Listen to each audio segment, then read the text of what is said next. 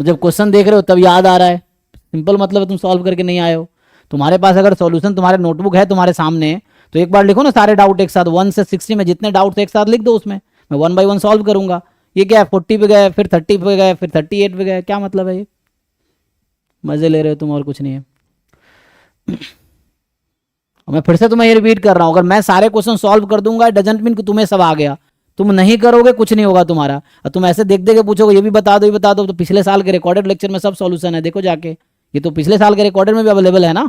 यहाँ लाइव इसलिए दे रहा हूँ ताकि तुम्हारी एक्चुअल प्रॉब्लम सॉल्व हो। अगर जिन लोगों को सिर्फ सॉल्यूशन चाहिए, तो जो अभी फ्री कोर्स में बांट रहा हूँ, तुम देखो बाकी एडवर्टाइजमेंट देख रहे होगे, उसमें ऑलरेडी 2005 से 24 तक का सॉल्यूशन है। जो ₹1 वाला कोर्स अभी ₹1 कर रखा हमने ऐप पे रिकॉर्डेड, वहां देखो जाके सारे सॉल्यूशन ऑलरेडी है 2005 से 24 तक के, जो पिछले साल डिस्कशन हुआ था सारे सॉल्यूशन ऑलमोस्ट वहां पे है। तो अगर सिर्फ सॉल्यूशन चाहिए तो जाके ऐप से, है ना, ऐप में जाके तुम्हारे पास भी होगा वो जो रिकॉर्डेड पेड बैच का जो ऐप में कोर्स है, वहां जाके PYQ सॉल्यूशन जैम 5 से 24 का देख लो, वहां सारे सॉल्यूशन है। अगर सॉल्यूशन ही चाहिए सिर्फ, तो लाइव का मतलब है तुम्हारे एक्चुअल जो प्रॉब्लम है वो तुम पूछ सको। सिर्फ सॉल्यूशन चाहिए तो रिटर्न भी अवेलेबल है ना। उसमें बताओ क्या डाउट है। सर वो एमएलए तो उसका आ गया था, ग्रेट मैक्सिमम होगा आर और एस से, बट ये जॉइंटली सफिशिएंट नहीं आ रहा था, और डी ऑप्शन।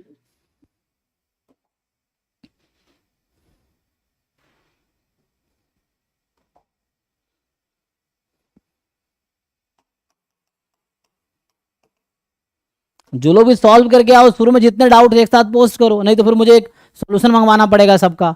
लेकिन उससे थोड़ी होता है, डंडे लेके थोड़ी पढ़ाए जा सकते, बच्चे थोड़ी है कि डंडे लेके पढ़ाएंगे, तुम करो तो करोगे। जिनको खुद लाइफ में अच्छा करना हो खुद मेहनत करेंगे, जिनको नहीं करना हो मजे लेंगे, और क्या। ये चीजें हैं। तो ये बच्चा थोड़ी है कि डंडा लेके पढ़ाना है कि तुम सॉल्व करके भेजो सॉल्यूशन मैं चेक करूंगा।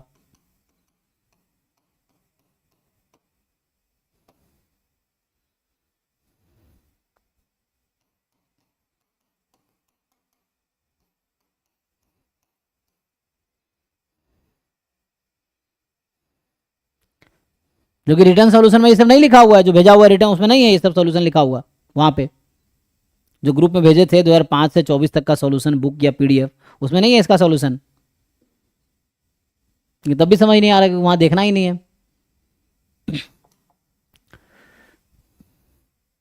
तो यहां से क्या आ जाएगा कि theta more than each X I. तो यहां से अगर मैं इस पार्ट को सॉल्व करूंगा, so theta more than equal to nth order statistic. And यहां से अगर सॉल्व करेंगे, so minus theta less than each X I, तो minus theta less than first order statistic.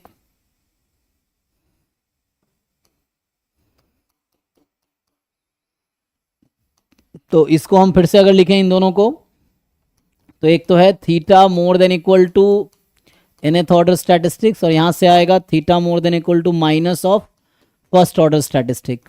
तो यहां से अगर देखेंगे, so theta more than equal to इन दोनों का मैक्सिमम हो जाएगा, maximum of nth order statistics and minus of first order statistic. यही आएगा, दोनों का मैक्सिमम हो जाएगा। ये हो गया। और दूसरा ऑप्शन ये भी है कि ये एक्चुअली जो xi है वो uniform minus theta plus theta है। तो मॉड xi जो होगा यूनिफॉर्म 0 थीटा है। और यूनिफॉर्म 0 थीटा के लिए MLE क्या आता है, अगर मान लो मैं इसको y नाम दे दूं अभी के लिए, तो yi अगर यूनिफॉर्म 0 थीटा है, nth ऑर्डर स्टैटिस्टिक्स आता है। तो यहां से अगर हम सॉल्व करेंगे तो हमारे पास क्या मिलता है, likelihood function of theta in y निकालते हैं, ठीक है। सो 1/थीटा की power n, and theta is more than each yi, तो theta more than equal to maximum of each yi। So nth order statistics yn, तो ये yn है, तो यहां से MLE जो y के टर्म में आता है, MLE of theta is yn क्या है, maximum of mod x eyes, यही है। और मजे की बात ये है कि ये एक्चुअली जो नंबर ये भी yn ही है। यहां से अगर मैं इसको ब्रेक करूंगा तो क्या होगा, माइनस अंदर शिफ्ट करेंगे ना तो वही मैक्सिमम हो जाएगा।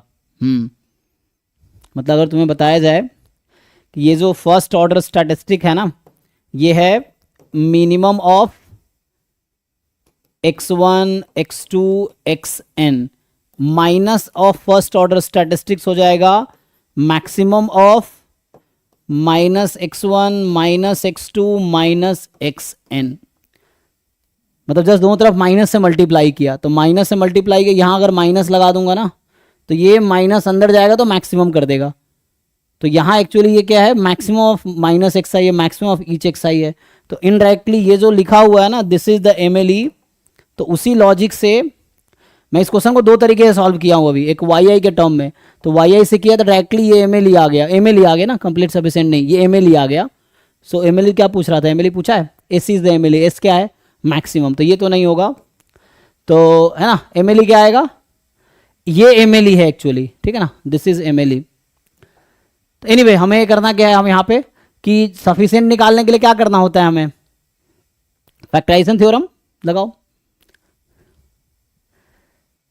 तो कहने का मतलब ये कि जो yn है, this is maximum of xi mod xi, ये MLE है, लेकिन MLE इसमें एक पार्ट में ही पूछा है यहाँ पे बस, और MLE तो है नहीं कहीं पे, तो यहाँ पे MLE इज दिस, और कंप्लीट सफिशिएंट के लिए क्या होता है, यूनिफॉर्म जीरो थीटा में nth order statistic is complete and sufficient, ये थ्योरम है। तो ये जो yn है तो ये कंप्लीट सफिशिएंट है, तो ये कुछ और नहीं, this is same as maximum of mod x1 mod x2 and so on mod xn, ये सेम ही है। तो यहां से कहने का मतलब ये समझ आया आपको कि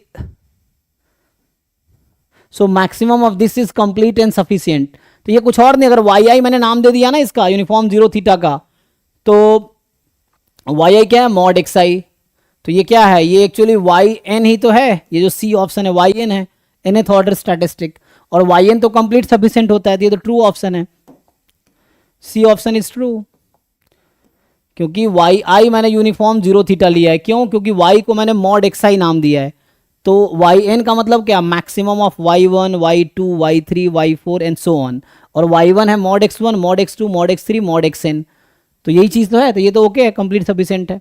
यही MLE भी है, यही वाला MLE भी था, क्योंकि वो डिक्रीजिंग फंक्शन है तो स्मॉलेस्ट वैल्यू, सो ये कंप्लीट सफिशिएंट MLE भी है, ये ओके है। RS जॉइंटली सफिशिएंट है, तो ट्राई करके देखते हैं, तो वैसे तो ये जॉइंटली सफिशिएंट होता, लेकिन अगर तो फैक्टराइजेशन थ्योरम से लगाओगे यहाँ पे, सो फैक्टराइजेशन थ्योरम क्या कहता है,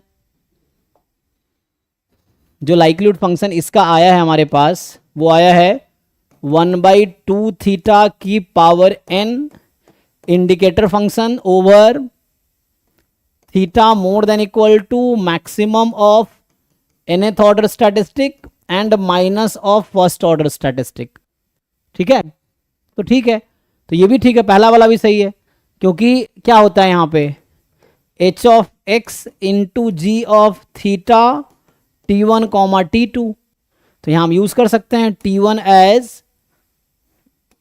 मान लो nth order statistics, t2 as first order statistics, so this is sufficient by factorization theorem, मतलब t यूज कर लो, t1 t2 वो हो गया, this is t, this is sufficient by factorization theorem, ये तो कहता है अगर दो फंक्शन का आ गया तब भी ओके है, तो जॉइंटली सफिशिएंट है, कोई दिक्कत नहीं है, चेक कर लो एक बारी, तो ये भी ट्रू है।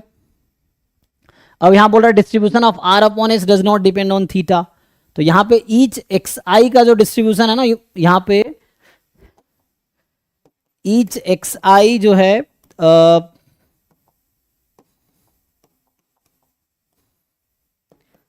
Each xi uniform minus theta comma theta, तो यहां पे each xi upon theta has distribution uniform -1 to 1, तो इसका nth order statistics upon theta and first order statistics upon theta, जो भी होगा इसका डिस्ट्रीब्यूशन, अच्छा ऐसे तो पता ही है, मॉड लगा सकते हो, लेकिन ठीक है अभी रहने दो, हमें क्या चाहिए r अपॉन s ना, r तो यही था, तो हम क्या करते हैं, has distribution free of theta, क्यों भाई, क्योंकि इसका एक्चुअल जो सैंपल है उसका डिस्ट्रीब्यूशन थीटा से फ्री है, इसमें थीटा नहीं है ना, तो इसका जो मैक्सिमम लूंगा तो nth ऑर्डर स्टैटिस्टिक्स, इसका मिनिमम लेंगे first order statistics, and this has distribution free of theta. अब इन दोनों को डिवाइड कर देते हैं। तो अगर मैं इन दोनों को डिवाइड कर दूंगा तो क्या होगा, यू डिवाइड बोथ। तो इन दोनों को अगर हम डिवाइड कर दें, जो मुझे r अपॉन एस दे रखा है, so r upon S, r का एक्चुअल मीनिंग क्या है, first order statistic in x, s is the nth order statistics in y, तो first order statistics upon theta, nth order statistics upon theta, theta से multiply divide कर दिया। This has distribution free of theta, this has distribution free of theta, तो ratio will have distribution free of theta. So yes, this has distribution free of theta. तो यहां आ गया ए C D, और सी में जो quantity use है वही MLE है, तो है ना, एस दे दिया इसने इसलिए गलत दिया है। पूछो भाई, किसी को कुछ पूछना है इसमें तो, अभी अगर डाउट हो तो।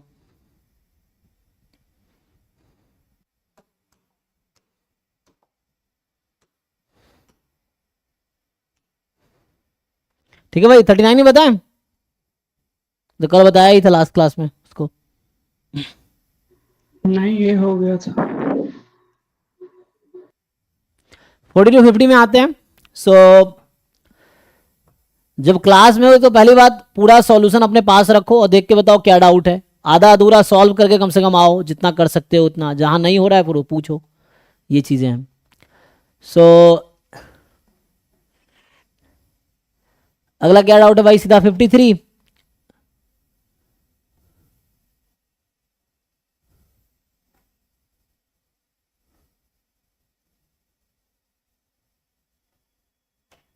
सो 53 जो है,